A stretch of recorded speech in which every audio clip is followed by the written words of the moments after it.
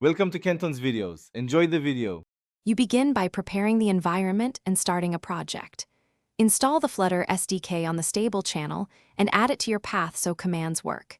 Then, install or enable the Cursor IDE Flutter extension and restart the editor to load plugins.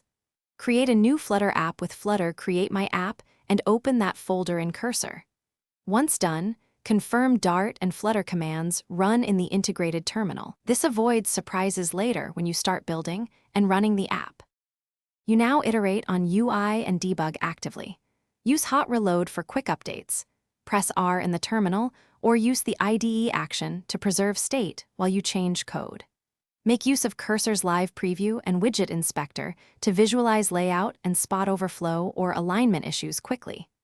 Attach the debugger to a running emulator or device, set breakpoints, and inspect variables and the widget tree. This helps you understand why UI behaves a certain way and speeds up fixes. You finish by building, testing, and troubleshooting the release.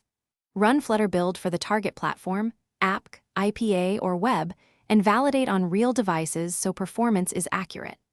Add widget and integration tests, then run Flutter test and Flutter drive to catch regressions. If something breaks, make sure to read the error logs and run Flutter Doctor to surface missing dependencies.